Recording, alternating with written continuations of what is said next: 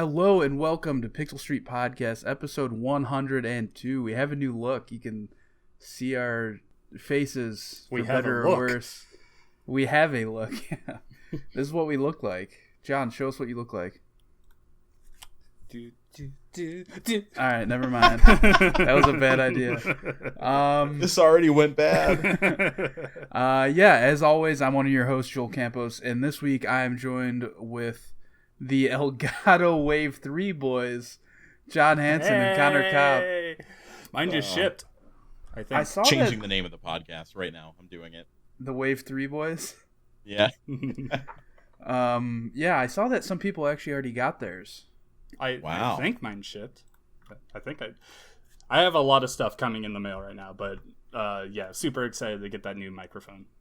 Yeah, I hesitated on ordering one, as you guys know, but I ended up getting one on the 19th, so like last Friday maybe? Yeah, last Friday through Amazon, so I'm not sure if I'm going to get mine like soon or if it's going to be a later thing. I don't know. But I ordered one. Yep, we'll see. Mine did ship. Nice. I'm really excited because those mics, from what everybody's saying, seem to be really nice. Just wish that damn shock mount would come back in stock. Oh, you want the mount? Yeah. I got a fancy boom arm. So do I. Put it on a boom arm. I think mine you could always still falls over, so I don't use mine. I think you could still put it on a boom arm with with what it comes with. It just doesn't have the shock mount. Right. Well, that's the thing, is I like banging on my desk and stuff. So, I need it. 'Cause I'm clumsy. All right. Well, this week we're going to be giving our Last of Us 2 kind of in review. Me and John have beaten the game, but Connor apparently forgot that he talks on a podcast every week. Mm-hmm. I genuinely did. Yeah. Forgot that we would be talking about the only most talked about game in the last few weeks here. Probably John, this there year have been so a far. ton of games that have released over the past couple months. Tons of big hitters. Let me name them all for you. Final Fantasy VII. Oh, bro, shut up. Golf with your friends. What the Now golf? we're talking. See, there you go. That didn't even release this year. What the golf? Yeah, it did. You're thinking of Golf No, it Story. didn't. No, What the Golf came out on iOS last fall, buddy. Oh, well, I only know it on Switch. I didn't know it was on anywhere else. Yeah, look who knows they're on a video game podcast now. But anyway, we're also going to be talking about Mixer shutting down, closing their doors. The Avengers War Table that happened just today. I didn't really watch much of it, but what I did watch, we'll talk about. And then Assassin's Creed Valhalla creative director has stepped down. So yeah, a lot to talk about this week. With that, I guess let's tell people to follow us on Twitter at Pixel Street. Sorry, I'm trying to organize myself here. Man, we are rusty. Check out the Facebook page by searching for Pixel Street Podcast there. And yeah, you can catch us on Friday mornings on your podcast platform of choice and video. You can see our beautiful faces on video now as well on YouTube and our Facebook page. But yeah, John wanted to talk about all these new releases coming out. So John, take it away. Mr. Driller Drillland. There you go. What the fuck is that? You never heard of Mr. Driller? No. It's been a series that's been around for a while. So you, it's like a little mini game thing. It looks like Bomberman. It looks like it's not that though. You dig down through like the same colored squares, and as you go down, you have to manage your oxygen while making sure none of the stuff above you lands on you or you die. It's a little, it's just like a little mini game thing that's been around for quite a while. It might have here, give me a sec to check, because it, I got some screenshots up now. Okay, when did Mr. Driller start? So the first Mr. Driller game was in 1999. So he's been around for a while. He's one of those Namco products that really gets thrown to the side, but it doesn't really justify getting a ton of new games. I mean, it's a $30 game. Yeah. As for games that already came out, though, we have SpongeBob SquarePants Rehydrated. Yeah, I pre-ordered it for my girlfriend, and it's coming tomorrow. And then the best Star Wars game of all time, Star Wars Episode 1 Racer on Switch and PS4. Buy it. It's so good. Did you get it? Yeah, I bought it. I haven't played it yet. I got it on Switch. Gotcha. I'm planning on doing a stream whenever I get the chance because I'm really busy this week. But yeah, really excited. Also, Deadly Premonition 2 comes out if you're excited about bad games. Okay, but you guys are missing the most important release over the next couple of days. Scroll down just a little bit for the people there, if you could. The Destiny right below Cookbook? Deadly Premonition. Yes, Destiny that comes out in Cookbook. August. Listen, that's man, August 4th. it's coming up. It's the next thing. I skipping no, right to August after this. I was gonna say No, this we're going list. August, man. This list ends. It's broken. Well, first of all, Ghost of Tsushima was supposed to come out this Friday, but it got pushed back to I think July 17th or something. Nice. So technically, I think this is still gonna fall like right in the same spot, aside from Catherine Full Body and The Legend of Heroes and Deadly Premonition. It's so weird. Like those are the next 3 games, and they're not for like a week, Well, 2 weeks. we're in that time of the year where game releases just don't happen. Every year, late June, early July, there may be one like really big release, but it's very few and far between. Yeah, I don't know, man. Shit's crazy. But we're getting a lot of not conferences, games being shown off, I guess.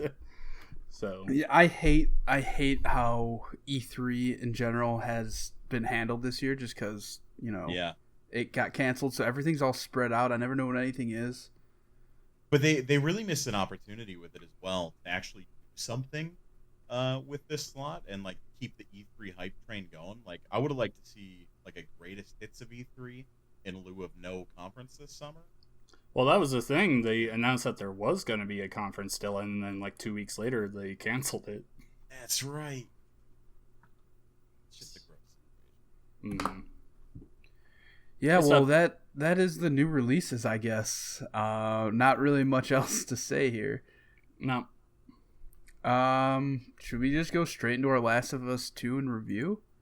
let's do it. Let's make it happen. All right, Connor, cue the music.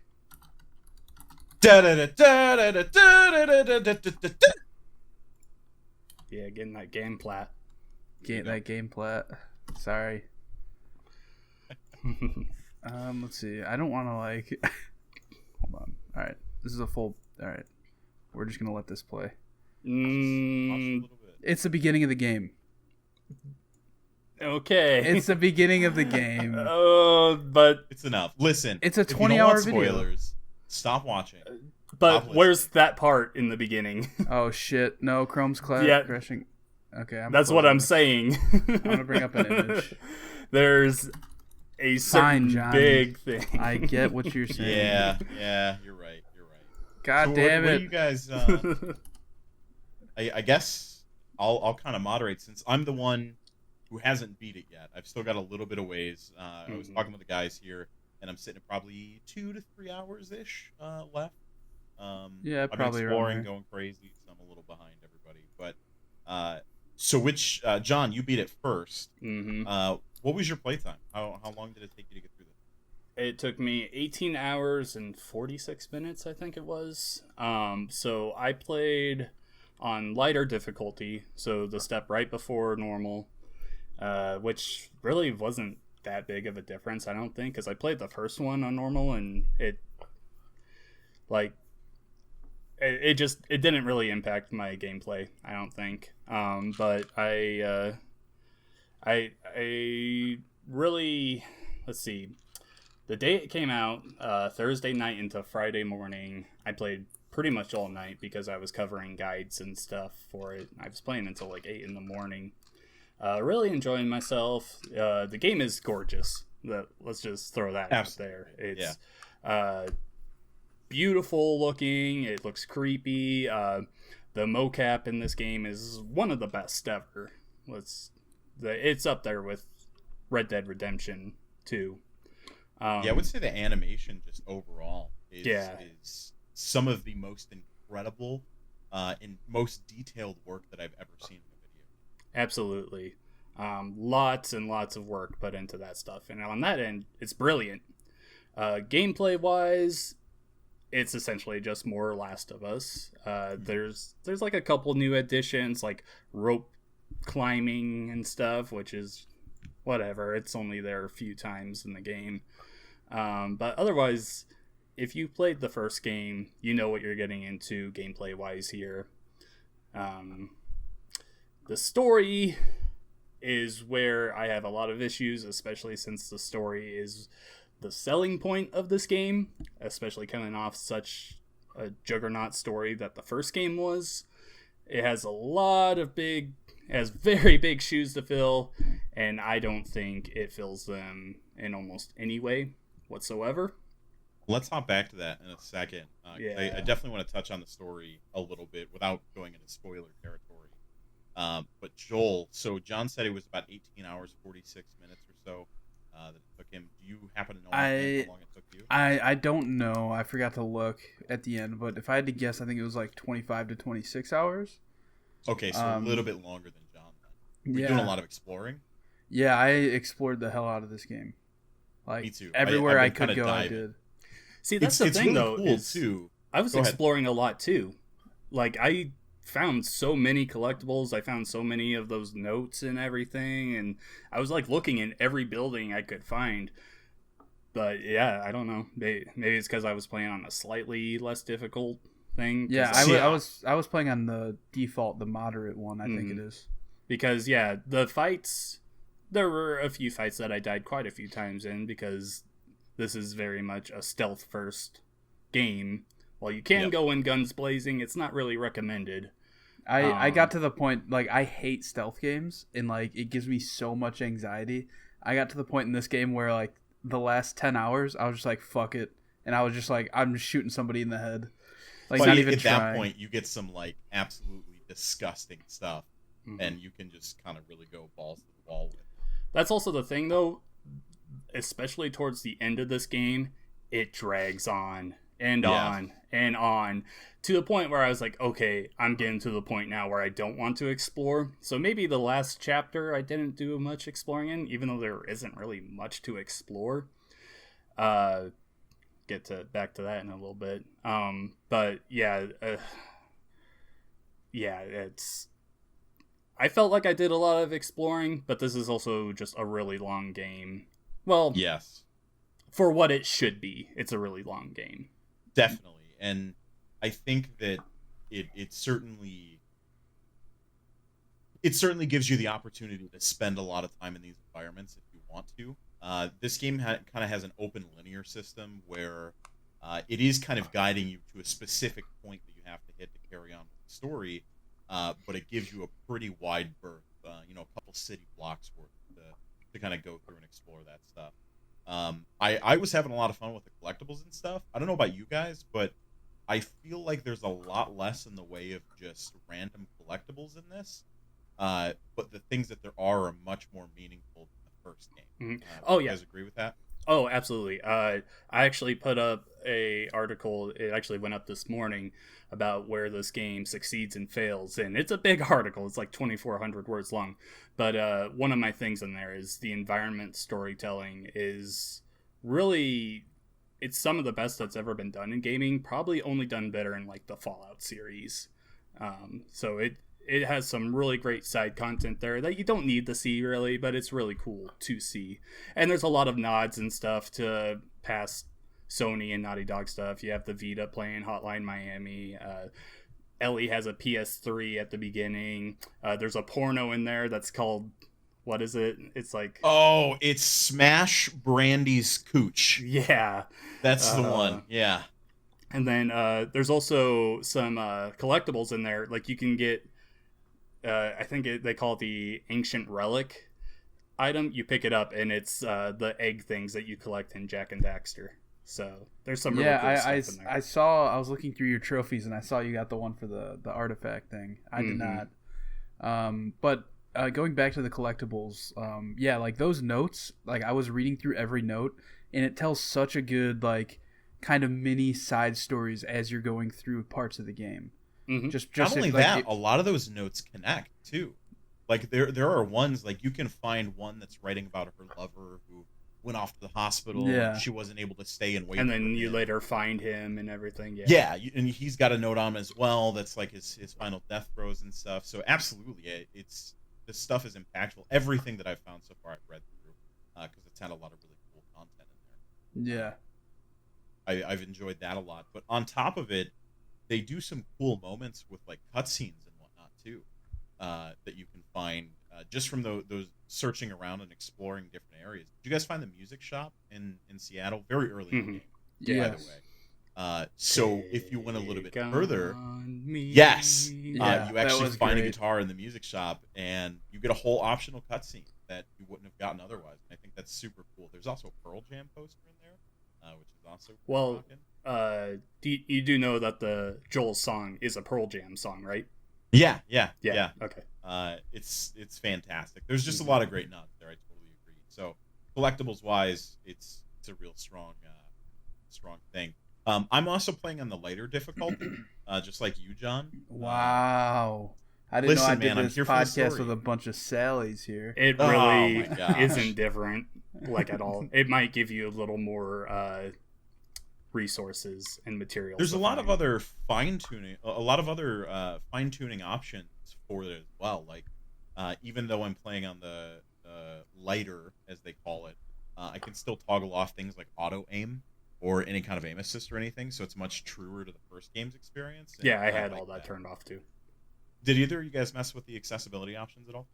No, They're- but I've seen videos, and it's crazy what you can do. Yeah, they have some really good stuff in there from an accessibility standpoint. This is a really cool game. Hopefully more games adopt this kind of stuff. The only accessibility stuff I ever use is messing with the subtitles. So Yeah. so they're not too small, and because I always like to have subtitles on in games, even though I hate them in like movies and stuff. I love them in games because there's a lot of times where there's just stuff I miss them saying. So Definitely. it's good to like really gather everything in. No, I totally agree. And I'm also a subtitles guy. I love doing subtitles. There's a billion options for that.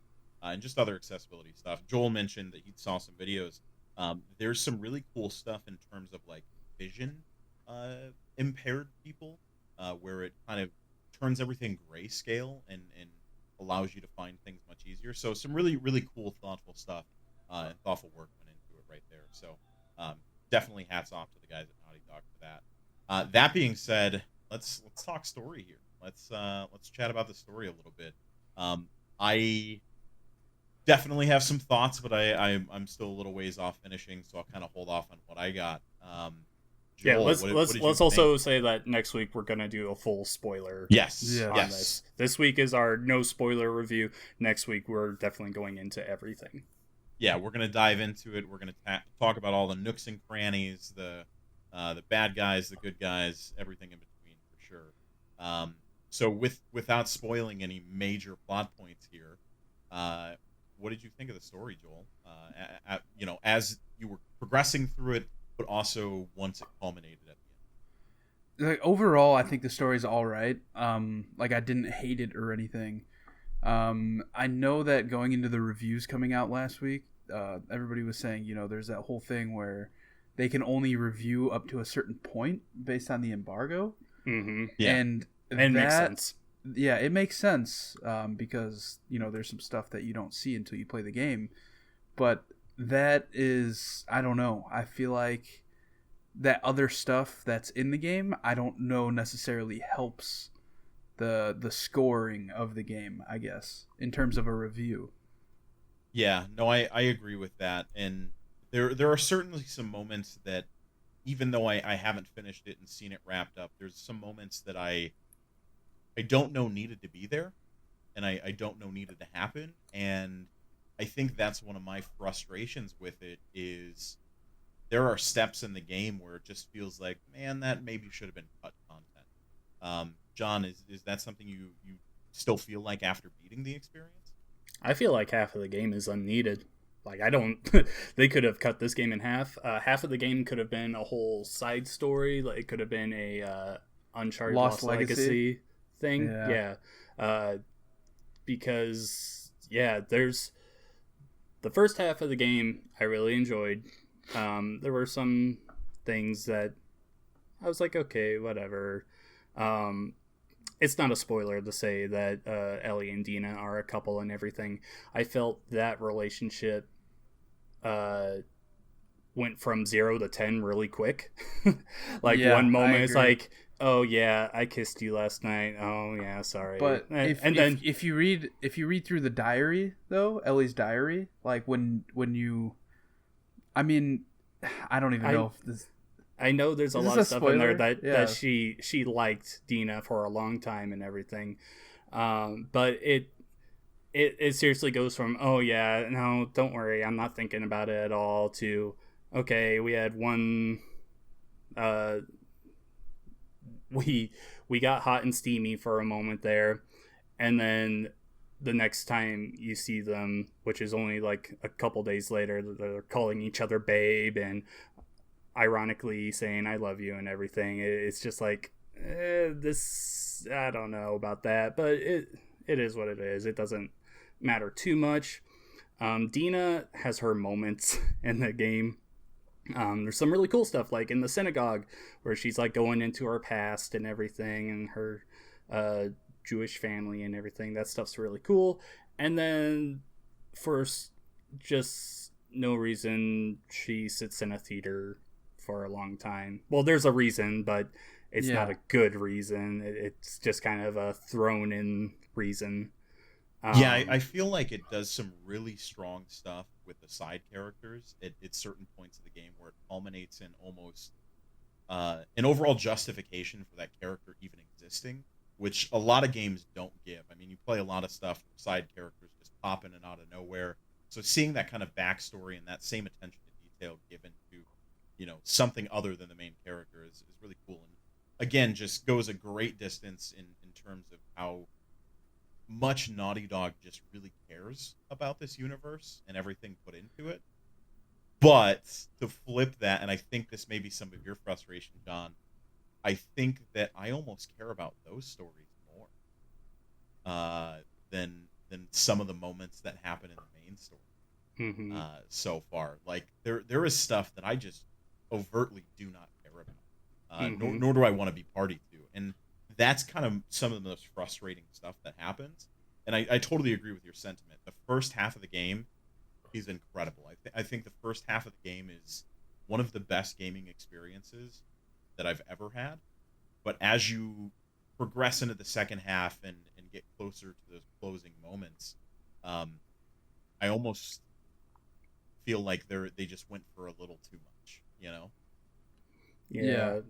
Going back to the side characters and everything, the first half has some decent side characters. They're not great. Tommy, who's Joel's brother and everything, man, I almost said a spoiler there. He's he's okay. Like I said, Dina has her moments. Jesse he's alright. He's just kind of the prototypical, I care about my friends, we're gonna do whatever it takes kind of person. The second half, almost every single side character except for, it's not a spoiler to say his name, Lev, except for Lev, I thought were completely unneeded and just a waste of time, because I did not care about them whatsoever. I thought Lev was a great character, and his sister, but outside of those two, like, everything that the story was trying to do in the second half just completely falls flat for me. Yeah, I mean, it makes sense, like, when you get to the end of the game, like, without spoiling anything, I feel like it kind of helps justify the ending. But I don't think they needed to, like, go through that much detail, I guess. I mean, we'll get to this when we do a spoiler cast next week, but yeah, going back to Lev, the voice actor for Lev's sister kind of hinted that there's a story to them, and people are starting to think that that's going to be DLC. I could see that. I definitely could see that. Yeah. One thing I am not particularly fond of in this game is, say you're going somewhere with somebody, right, in the game, and then a cutscene happens out of nowhere and it's like, oh, like say you're crawling through an HVAC vent, like a, air vent, and then cutscene happens like, oh no, I as the playable character fell through the vent but the other person didn't. I'm stuck on my own now. Yeah, they're also they do that so many times throughout this game. The AI detection in this game is also laughably bad as well. Yeah. I wonder what that looks like at harder difficulties. It might be different, but I would literally walk up to someone. I do the stealth takedown where Ellie jumps up behind them, covers their mouth, stabs them in the neck, and then pulls them back. If, at least on the lighter difficulty, there could be an AI standing 6 feet from you, staring at you, and all he gets is, huh? I think I saw something, until you finish that animation, and then if you don't move out of the way, they spot you. So, if anything on the lighter difficulty is different, that was just bad all around, but that's not usually a thing that's decided on difficulty itself. I will say that one of the enemy types in this game is absolutely fucking terrifying. Yeah. It's literally the whistling. Terrifying. Yeah, the whistling. Oh my god. Mm-hmm. Yeah. Oh. It got me every time. That note, obviously we're going to spend a lot more time on this next week, but to expand on that a little bit, it goes for a lot in terms of systems in this game. Like it tries to really be a very systems heavy game in terms of, you've got a ton of weapon upgrades that you can go through. There's also this system, I don't even know what to call it. It's like a pseudo nemesis system where all the characters have names, all the NPCs have names, even the dogs and stuff. And when somebody dies, there was a lot of talk on that, trying to make you feel bad and also to make this feel like a lived-in world. What do you guys think of those systems? Did they really land for you? Did some of them, seem better than the other or worse? I think that the naming thing was pretty cool. It lands at first. So you, especially with the dogs, I had a friend who just beat the game yesterday. A couple days ago, he texted me. He's like, "Oh yeah, this was really cool. I set up a mine and a dog walked through, and the guy said, 'Bear, no!' And I was like, 'Oh man, did I just kill a dog?' And I just sat there. And I was like, he doesn't know yet because, well, oh, yep, yeah, that's a thing. And I'm like, huh. I didn't notice that the first time around, but I was like, okay, that's cool. There's also a really cool, well, not really cool, but they really get you close to Alice, which is another dog, and you're like, okay, all right, I see that and everything. The people calling for each other out is really cool at the beginning until about the second half of the game, near the end, dealing with the whistlers. I'm not sure if maybe it was just a way for them to call out each other, but I had like 3 straight interactions where they were calling out Mateo, and I was like, are they all named Mateo, or what's going on there? I'm not sure if that was a bug or something. But up until that point, I was like, okay, this is really cool. Like, when you take out one person, they're like, Sarah, where are you? Or they got Bob. There's some really cool stuff in there. Yeah. I think it's the problem for me, and the reason why so many people had such varied experiences is it almost relies on you playing the game in a very specific way. Like, I've been playing it very stealthily up until just recently, where I'm trying to plow through the end. And when you're playing it incredibly stealthily, those moments are few and far between that system kind of pops up. And so they're much more impactful. It genuinely feels like, oh, I just killed John. They found John's body. Now I've got a whole camp looking for me. And it seems to matter then. But as I've got later in the game and I'm kind of doing the Joel thing and just going all out with my super shotgun, the names get a little annoying. But I'm also not playing the intended way. So I wonder how much of that factors into it. Maybe we should wrap up and move on. Any final thoughts or preliminary score for right now, or do you want to save that?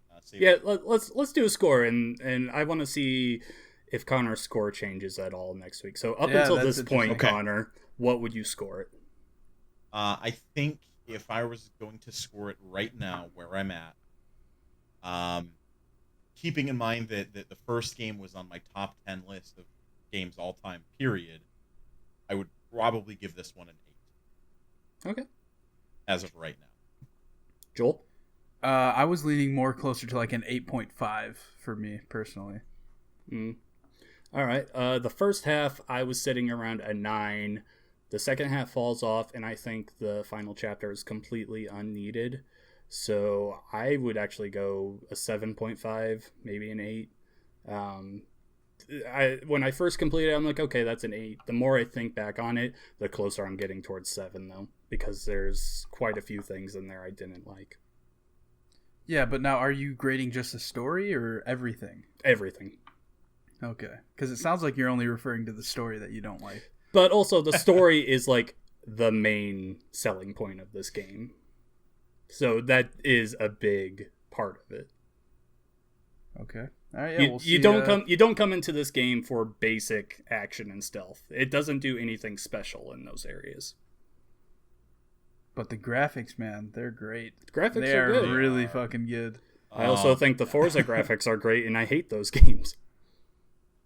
But man, just also the interactions you have with the environment, like the way Ellie changes when you walk from like tall grass to proning in grass or something. It's just so smart and so cool. It gives me that the same feeling I had when I saw the Division trailer at the E3 it was announced at, where they closed the car door. It's just like, man, we're getting so much closer to crossing that uncanny valley. That's cool. Video games are cool. Video games are cool. Do we want to keep talking about what we've been playing, or do we want to go into the news? We can go into what we're playing. All right. I bought Ring Fit Adventure. Right. And I fucking love it. It is intense. Like, way more intense than I thought it would be. Yeah, it's really good, too. Surprisingly good. Yeah, like the story of it is like exceeding my expectations of playing the game. I only did the first I only did the very first what would you even call it, like world, I guess, technically, in Mario. But yeah, I'm excited to play more. I think I'm going to play again tomorrow. It's a good game for me to play on my lunch break. It like takes up the perfect amount of time. I think the most impressive thing about that game is the tracking is so good. Oh, yeah. It's phenomenal. And it has you can use the IR as a heartbeat sensor, which is really cool. Yeah. Yeah. Yeah, I just recently got that back from my daughter, and I've been planning on getting back into it. I haven't yet, but it's definitely on my to-do list. Yeah, these things have been like near impossible to find over the past few months, but just recently, like the past few weeks, they've been coming in and out of stock places. So yeah, it's people are selling them right now. Yeah, people are selling them for like $150, $200 on eBay, which is pretty nuts. Yeah, it's already an $80 game. Yeah, it's really good. Yeah, I'm gonna keep playing for sure. Until The Last of Us came out, I had been pretty much exclusively playing only Switch and my 3DS.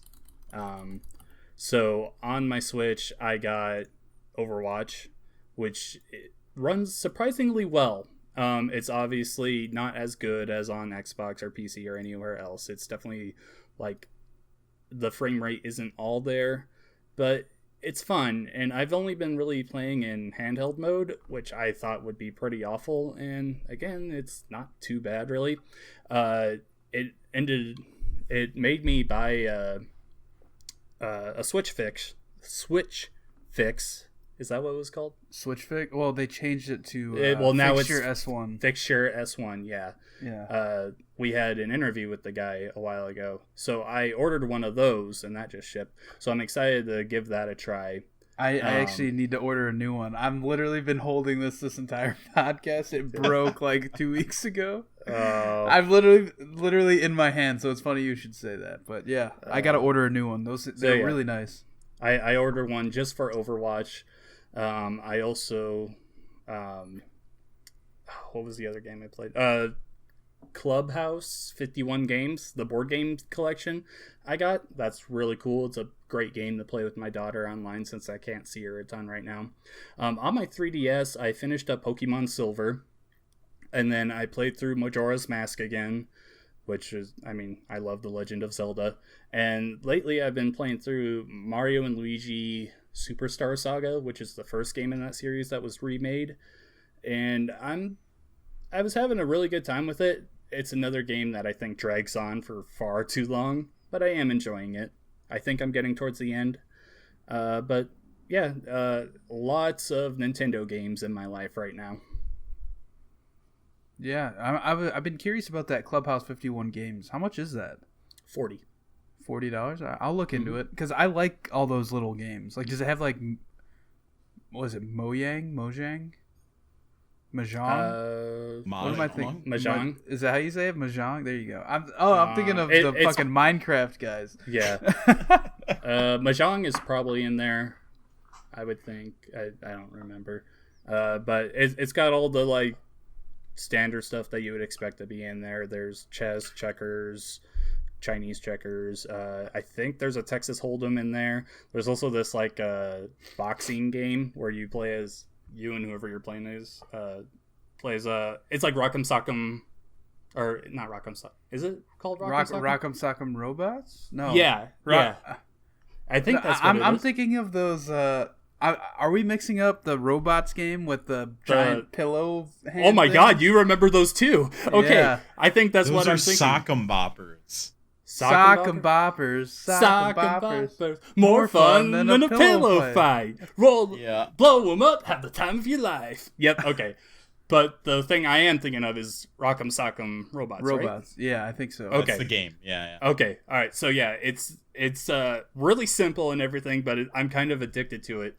So you start with both of your guys in the middle, and you only use two buttons. One button will hold up like a defense thing. The other one punches. So the goal is to push the other one further back behind the line than you are within the time limit. And if you are like defending, you only slightly get held back. But if you land a punch without defending, they get sent back really far. So it's kind of a mixing up your defense and attack. And it's really simple, and I love it. Fun fact, I don't know when the last time you guys have been to a Dave & Buster's, but I went to one. Never. I went to one in Canada for a wedding like 2 years ago, year and a half ago, and they have like a giant size Rock'em Sock'em Robots machine. So like you 1v1 somebody, and then there's just two giant robots like in the middle, like they're like 8 feet tall. It was really cool. That's awesome. Yeah, it was really fun. That's awesome. But yeah, that's what I've been playing. Connor, what else have you been playing?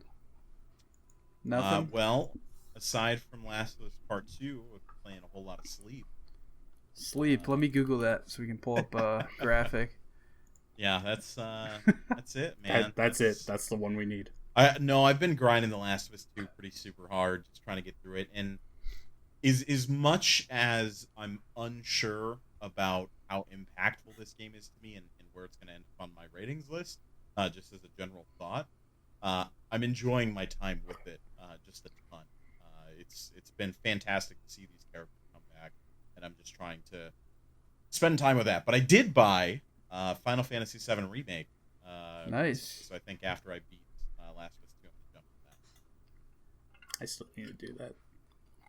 I enjoy it a lot. And we got Ghost of Tsushima coming in a few weeks. Real close. So yeah, a lot of stuff happened. Let's get into the news. First set of news, very depressing. Mixer is shutting down. So the Mixer Twitter account, was it yesterday? 2 days ago? They just tweeted. They tweeted, Mixer partners, streamers, and community. Today we've got some very big news for you. While we've decided to close the operations side of Mixer, we're officially partnering with Facebook Gaming, and we're cordially inviting all of you to join. So yeah, that's pretty much sums it up. Kind of seems like Facebook Gaming has kind of just bought like their back end infrastructure almost, and like all Mixer partners are being offered partnership with Facebook, but from what I've been seeing, like 90% of them do not want to go to Facebook. because Facebook is a shitty place, I guess. Like, like all of their political stuff aside, like I know like a big part of the gaming community in my eyes is like they want their username, like a lot of people like hiding behind this username. Nobody wants to see Joel Campos commenting on some dude's stream, and I don't want people to be able to click on my profile and see shit about me. Well, I think that's the thing, is you're supposed to like make a page to go through or something. I don't know. I've looked at it for us and everything, but I haven't gone too deep into it. Yeah, no, as a guy the three of us, we pretty much exclusively were streaming on Mixer. Yeah. I know Joel has the restream and everything, but like that's where we go, and to not have that anymore sucks, because I thought it was a great service and everything. A lot of people dogging on Microsoft for not giving all of the creators more notice of this. I mean, isn't it a month until the service shuts down? 30 days. Yeah. 30 days. 30 days. So I mean, yeah. I think a month is enough to find a new platform. Right, but the worst part of that is it was the same for a lot of employees too. A lot of the employees that one sucks. And didn't find anything out until that tweet went up, which is horrible. I mean, you're talking about a major loss for the industry, pretty much overnight. When you think about it, and not only that, it's a really weird time for this news to come out and for them to partner with Facebook during this time, because we're seeing a lot of people commit to boycotting any kind of ad placement on Facebook at the moment. Like a lot of companies have said no until this whole political thing, until they take a stand and do something, we're going to pull all our money from Facebook and not put any money into it. So Microsoft kind of getting buddy-buddy with Facebook at this time is a little weird. Definitely some under-the-table deals or something happening. Yeah, and there's a lot of partnered streamers who are going to lose out on a lot of money. Like there are people who like this is their job. And the fact that they're going to go from having, 5,000-6,000 followers, a few hundred subscribers to 0 now, that's a big deal. Because, like, some of them are, they have sponsors with, like, Elgato, G Fuel, all that stuff. And that is probably going to, for the most part, go away. Yeah. At the end of the day, though, from a business side, after looking at the graphs and how much Mixer was not growing and everything else was, especially Facebook gaming, from a business side, I understand the move. I don't think they handled it well. And let's really just give a shout out to the community, because the community has been awesome. There's been a ton of posts saying, "Hey, if you were a Mixer partner, post here. I'll help you. We're gonna direct you to all your new platforms and everything." So the community has been awesome. Microsoft and Mixer didn't handle the situation well. At the end of the day, though, I understand why they did it, because Mixer just wasn't going anywhere. And it's crazy. It's crazy the reports seeing that like Ninja and Shroud were offered, essentially more money. Like Ninja was, from the rumors, I guess, offered double as much as Mixer paid him to go to Facebook, and he said no, like probably without hesitation, to be honest. Yeah. Because that's one of the biggest, I guess. The thing that sucks the most about this story is, like you said, John, like Mixer had such a cool platform. There was so much awesome stuff that was put into it. A lot of their systems were just much more innovative, like the controller sharing feature. That's not something you see on another platform. And they were doing a lot of cool stuff. And to lose that and not get anything from it as a viewer and as a streamer, it's just such a bummer. This news sucks all around. Like you said, it totally makes sense why it happened.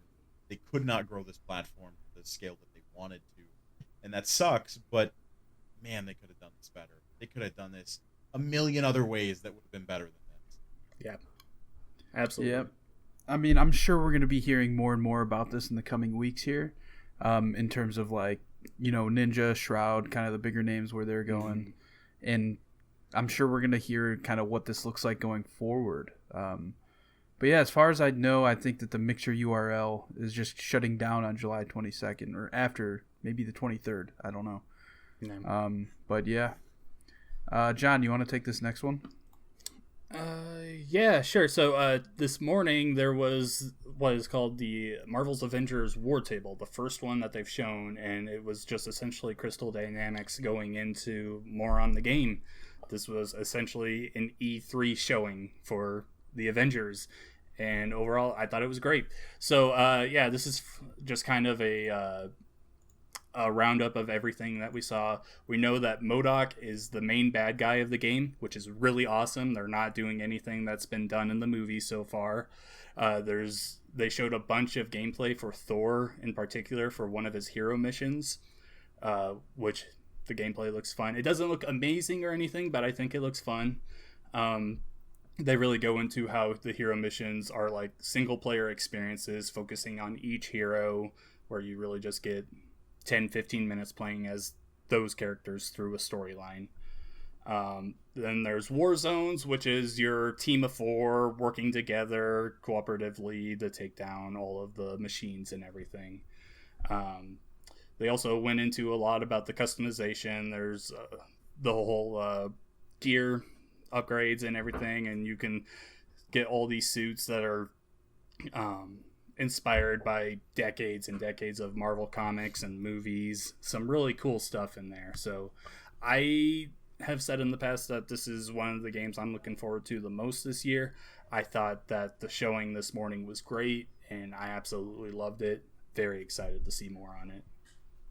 Yeah, from what I was hearing is that some of those cosmetics are going to be behind a paywall. They said some of them, so there will be microtransactions in it, but they did say that there is a lot that you can just unlock through the game. Yeah, and the characters, I think the new superheroes that they're going to show are all free DLC, I believe. Yeah, yep. They said all future heroes, levels, story, all that will be free in the future. So the only paid stuff will be the like extra customization stuff, which I don't think bears any impact on the gameplay at all. I don't think that's the gear that like makes you better or anything. I think that's just for looking a certain way. And what's the release date on this? September 4th? 9th? 4th? Okay, so we're not too far out. No, yeah, but I thought it looked great. Seeing Miss Marvel gameplay is pretty cool. The Hulk doing Hulk stuff, Thor looks great. They really showed off how like your support abilities can really affect you. So they showed Iron Man flying through Thor's thunder, and it makes him like invincible for a little bit, which was really cool. Lots of cool stuff, and man, I just love that MODOK is the bad guy here. Yeah, it's cool. I'm excited. I'm gonna have to watch this or some of the gameplay and stuff. Because yeah. I don't really. There's know a lot of it there. It was a good half hour of stuff that they revealed, so there was plenty of stuff in there. Some people are still complaining about the models themselves, saying they look bad. I think they look fine. They're not mind-blowing or anything. They obviously couldn't do the movie guys. It would have been fucking cool, though. It would have been cool, but that wasn't going to happen. It would have put this game on another level, I think. Listening to the voice acting in here, I think I'm falling even more in love with Nolan North being Iron Man, because he's just perfect at that. The cocky, arrogant, kind of Nathan Drake-like character. Yeah, just I'm excited to see more on it. Yeah, I've been super lukewarm on this game up until this point, and seeing this footage, to be honest, this is the best this game has looked, period. Absolutely. This looks absolutely fantastic. I mean, this gives me much more of a reason as a fan to really be interested in this project, and that's kind of what I needed to see from this, and what I think a lot of people needed to see is, you know, we only saw first glimpse up until this point, and man, this looks great. I'm excited now. I'm watching the gameplay right now. I'm getting real like Marvel Ultimate Alliance for grown-up vibes. Yeah, a much deeper system and everything. Yeah. This is only making me more excited. Honestly, the last couple of months I'd actually forgotten that this was coming out because there just has been no talk on it for so long. So this was a great surprise to come back to. And yeah, we also got confirmation that Nick Fury and a bunch of other characters are coming back. And we already know that the Guardians of the Galaxy will be playable at some point. There's hints at Captain Marvel, since, I mean, we've got Miss Marvel. There's got to be Captain Marvel. Yeah, just so exciting, and I can't wait to see more.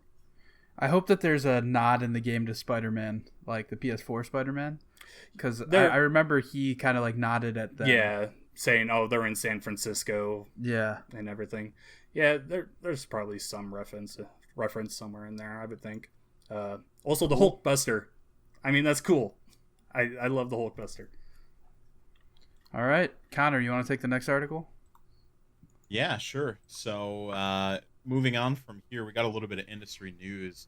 If you've been following anything over the past week or so, we've seen a lot of sexual harassment and abuse allegations come forward in the video game industry specifically. And this is kind of amidst all that, not necessarily entirely related, but it's important to be aware of the atmosphere with this news. So the creative director for Assassin's Creed Valhalla, Ashraf Ismail, has stepped down from the project entirely. On Twitter, he reads, I am stepping down from my beloved project to properly deal with the personal issues in my life. The lives of my family and my own are shattered. I am deeply sorry to everyone hurt in this. He continues, there are hundreds of talented, passionate people striving to build an experience for you that do not deserve to be associated with this. I wish them all the best. John and I were speaking a little bit earlier about this, and correct me if I'm wrong, John, but some news came to light that he was cheating on his wife, or there was some infidelity happening there. Yeah, essentially everything I've seen is that he was caught cheating on his wife. There's rumors out there. I want to very explicitly express that these are rumors, and I haven't seen anything to say that this is real or not. There are rumors that he was doing it with fans, saying that he's like a big shot in a video game and doing that. Again, not sure if that one is true. All we know is he stepped back because of his personal life. From what I've gathered, Ubisoft did not have anything in this decision, although they probably did in the background, but no idea. Yeah, I think there had to have been some external pressure, especially with the climate that's happening right now. It's just so much more to the forefront than it used to be, and overall, I think it's a great thing. Just to quickly touch on it, these people need to be heard for the experiences that they have. These people that are in these places of power, that are using their power to abuse countless people in their lives. Not saying that obviously Ashraf was part of that, but it's just the time for silence and the time for not letting people feel safe enough to come forward needs to be at an end. We need to find a place to be better, and I'm hoping this is a major start to it. Attached to this news, there was some additional news that came from Techland Games, who's working on Dying Light 2, and they have mentioned that the narrative director for Dying Light 2 has been let go, Chris Avallone. Their statement reads, we treat matters of sexual harassment and disrespect with utmost care and have no tolerance for such behaviors. It applies to both our employees as well as external consultants, Chris among them. This is why, together with Chris Avallone, we've decided to end our cooperation. We are still working towards delivering the experience we promised in Dying Light 2.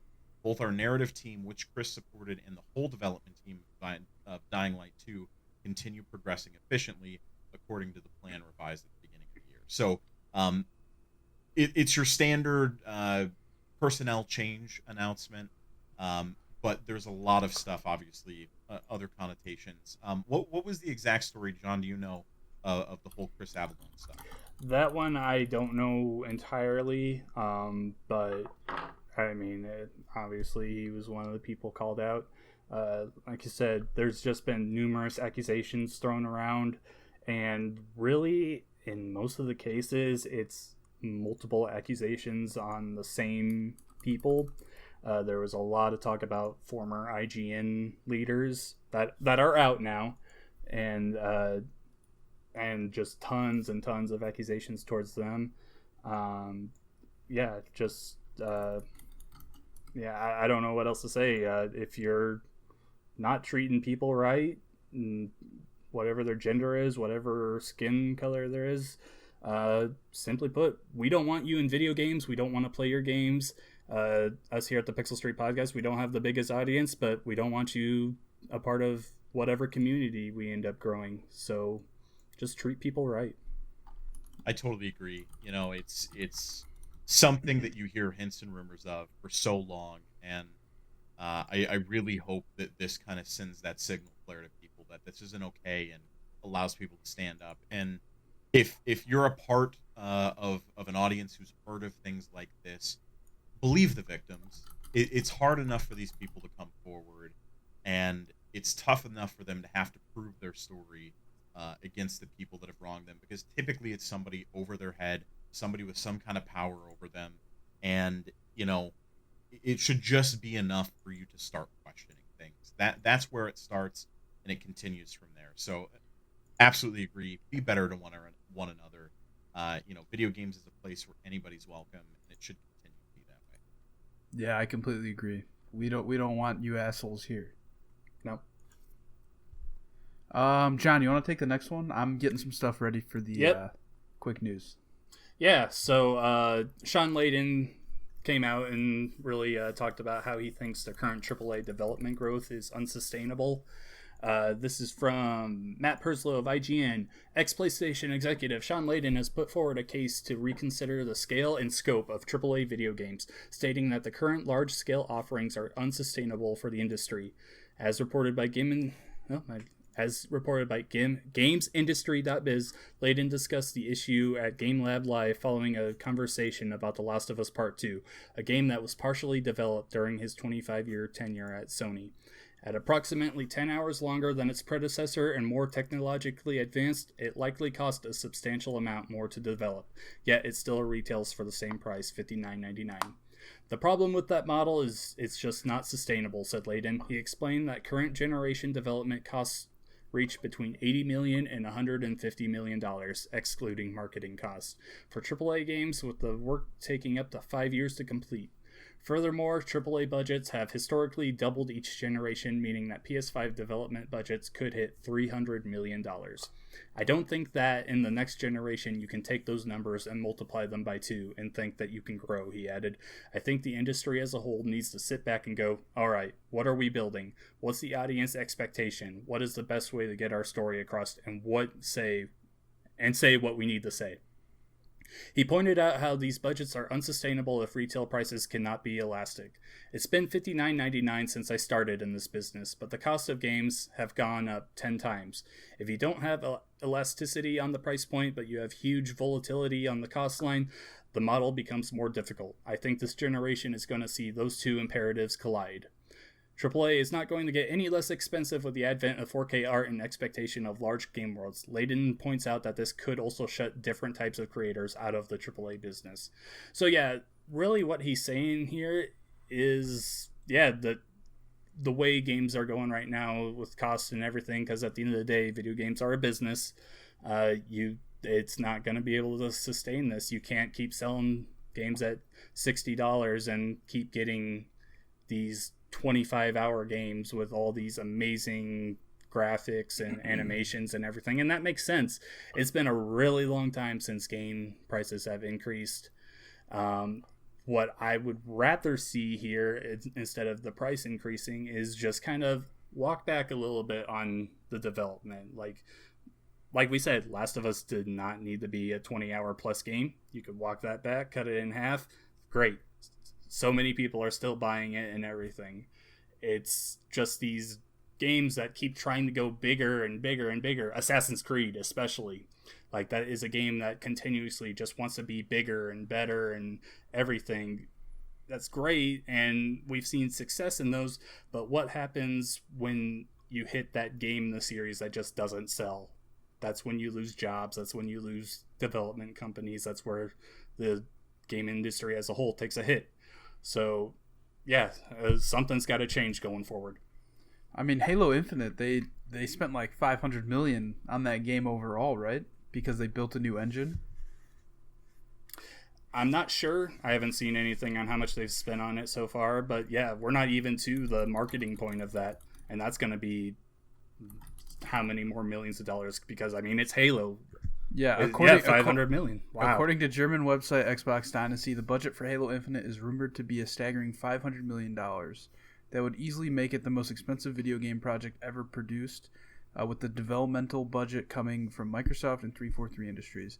And I remember seeing this come up, and I think the main thing is that they built a completely new engine that would do it for this new Halo game, which I imagine is going to be used for other games, not just Halo games. I'm sure that that's going to be shared with other teams within the Microsoft ecosystem. Absolutely. I think one of the important things to note here, with this story kind of floating around, a lot of outlets have picked it up and a lot of conversations happening around it. But there's a statistic out there, and I forget where it comes from. Definitely something to look up.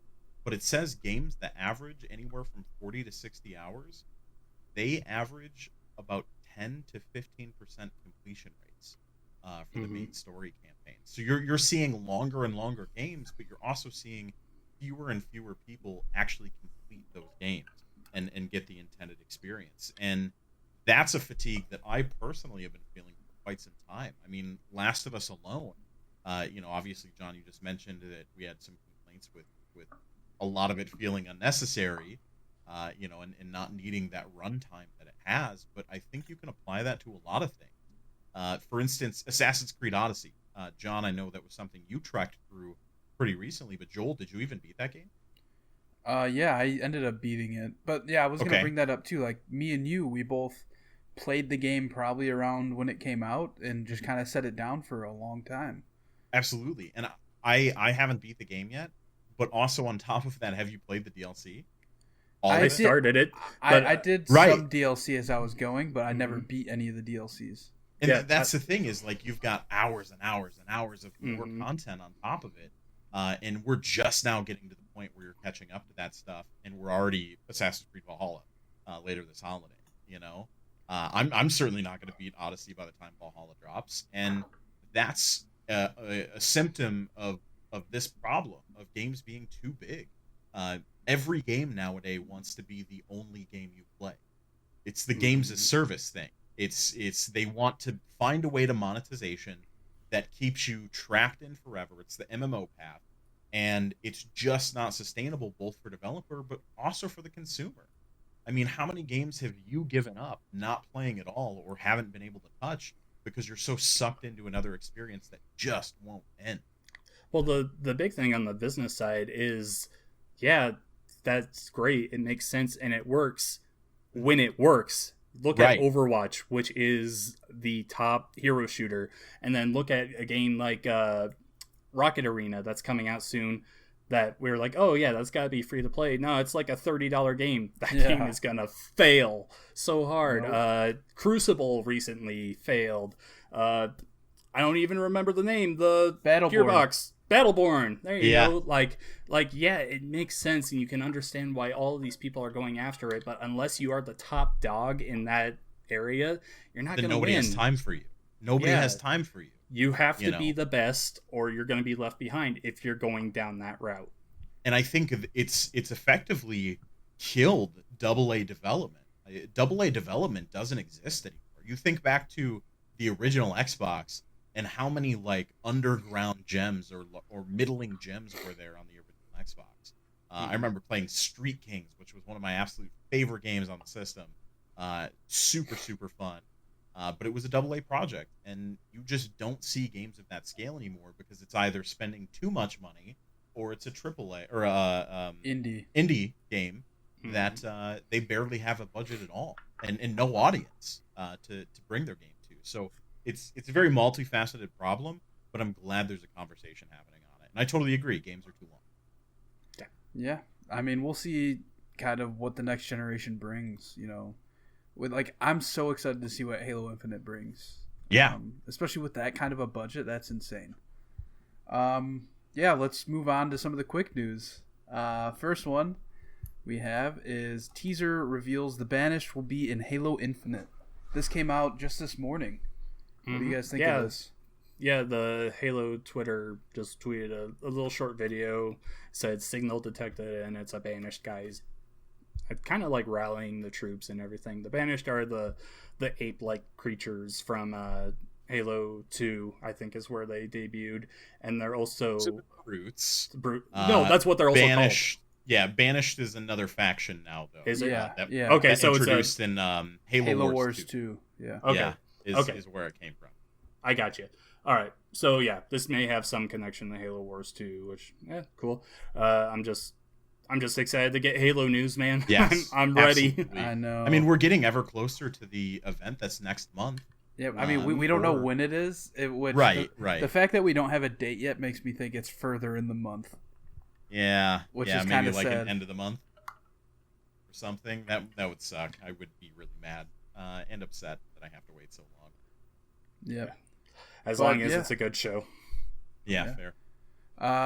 Moving on to the next one, Crash Bandicoot 4, It's About Time was revealed on Monday, I think.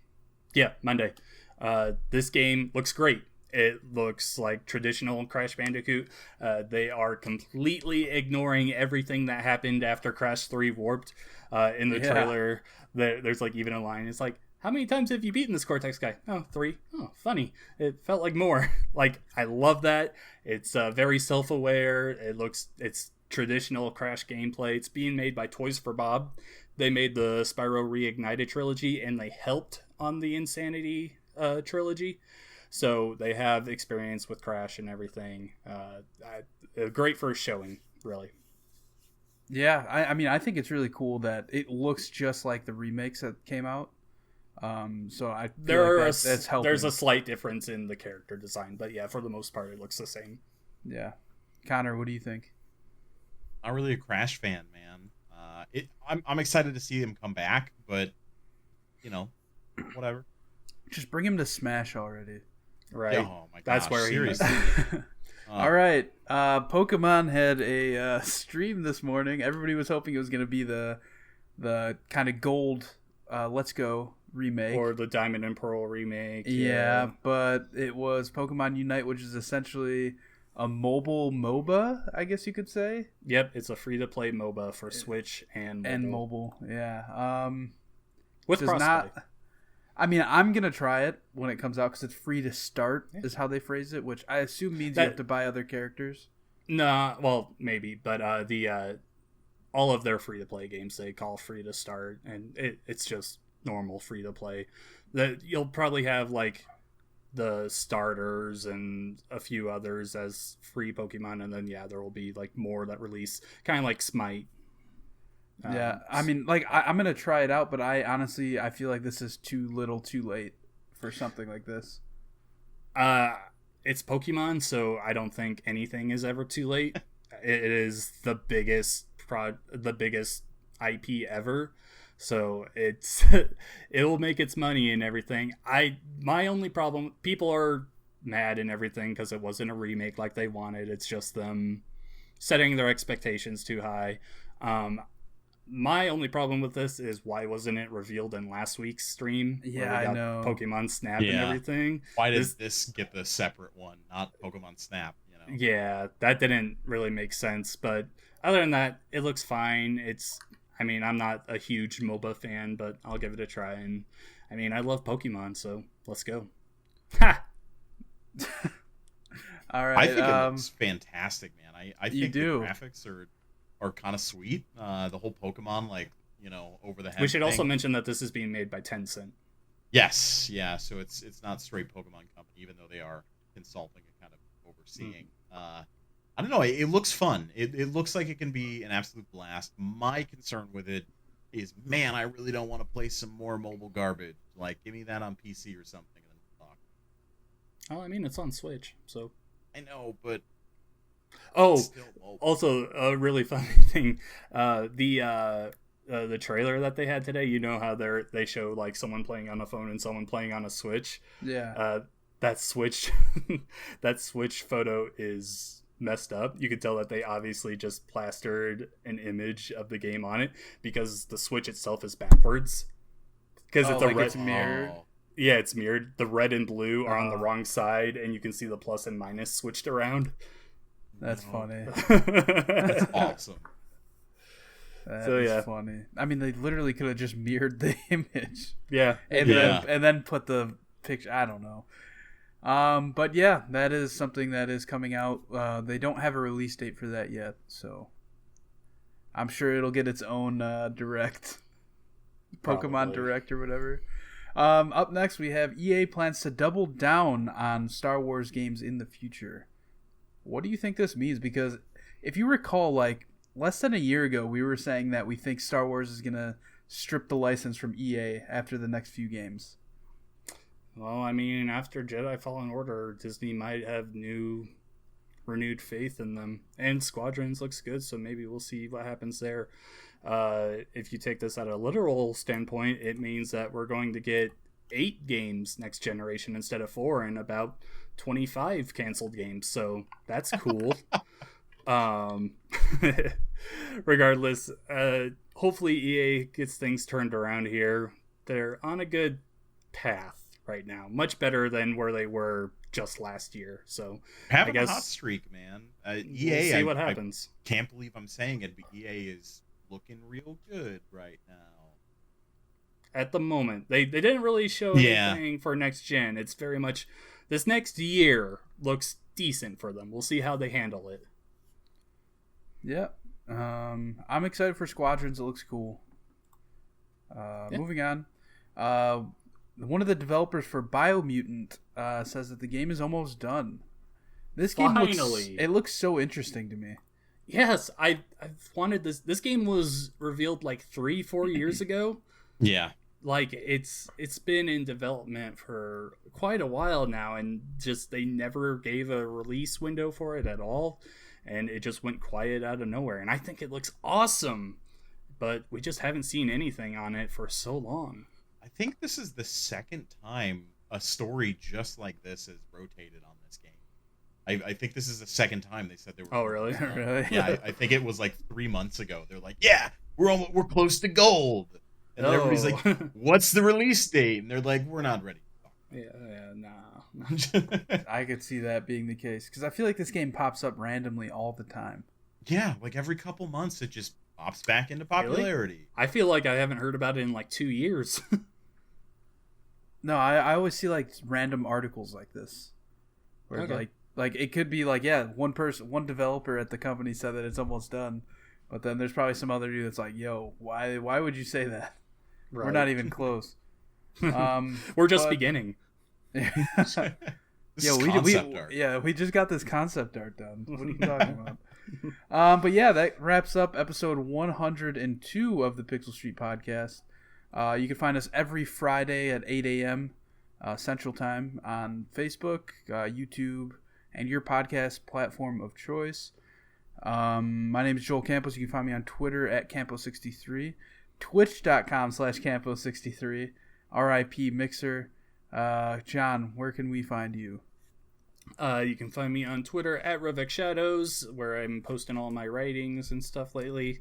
I recently put up an article that delves deep into the spoilers of Last of Us Part 2, really going over where the game succeeds and fails. That's over on consume.com. On GamePer, I also have a guide up on everything we know about Crash Bandicoot 4, It's About Time, so just really a deep dive into that trailer and what we learned from it. All right. And I'll make a Twitch account at some point. And Connor, where are you at on the internet? Yeah, so I'm on Twitter at @TheRealBirch. It's Birch like the tree without the I. Come follow me on there. I plug my Mixer, but Mixer is dead. Long live Mixer. And I don't hold the rights to Birch on Twitch, so I gotta get that figured out. So ask me next week. Wrecked, son. Yeah, I know, man. I know. I think I have like X-Birch or something like that. So I don't know. Maybe we'll deal with an extra letter, or I'll just do like Birch69. Screw it. Nice. 69-420 YOLO. Hey, XXX. Yeah, that wraps up episode 102. Follow us on Twitter at Pixel Street Pod. We will be right back here next week for episode 103. Bye. See ya.